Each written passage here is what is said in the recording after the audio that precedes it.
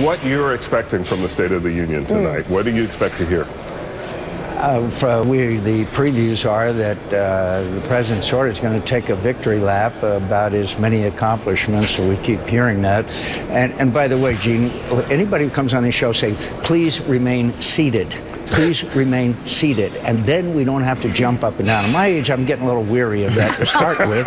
But second of all, why don't we just listen to the president? But anyway, but that probably won't happen. But now that I've gotten that personal... I don't think age has ever been your complaint, sir. But what I would like to see the president do is talk about what is #1 issue on Americans' minds today. And of course, that's terrorism, national security, the situation in the Middle East, and the attacks on America. And there's an empty chair, I understand, for children who have been victims of the gun violence. I'd like to see another empty chair for the 250,000 Syrians that have been slaughtered and barrel bombed and starved to death and tortured by Bashar Assad, thanks to his failed policy, because of a feckless policy of leading from behind, deciding not to arm the Free Syrian Army over the recommendations of his national security team, including Hillary Clinton.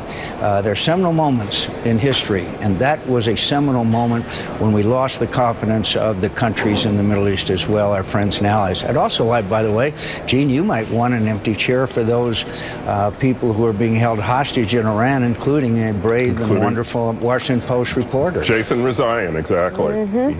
Absolutely. John Meacham?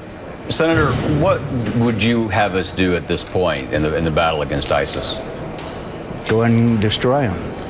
It would require about 3,000 or 4,000 more troops on the ground in Iraq. It would probably require about 10,000 of a 100,000 person force, have the Sunni Arab countries pay for it, include the Turks, Saudis, Egyptians, and others, and go in and take them out.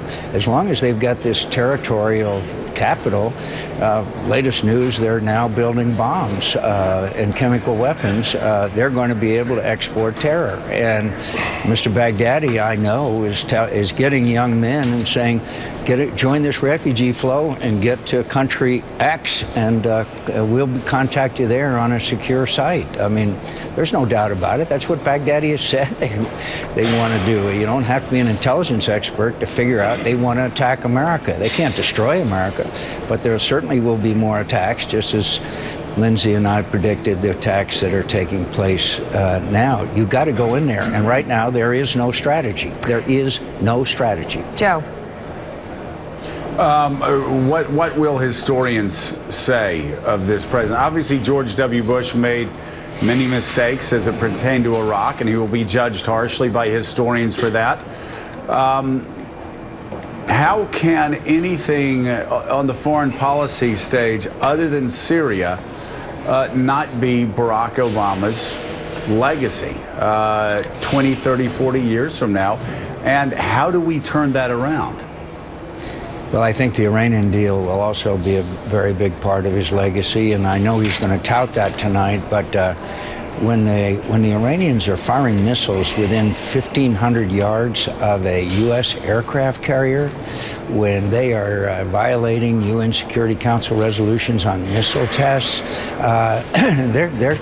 as you well know, a couple of weeks ago, they had told Congress there was going to be sanctions, and then they decided not to do it because the Iranians said it would break the Iranian nuclear deal. They've got us. I mean, it's really remarkable, and so I think his legacy will be that as well. And look, he inspired millions of Americans to be involved in the political process.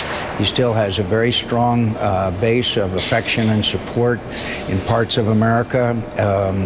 He is an articulate individual who I think has done a good job in that respect. And so I'll leave it up to his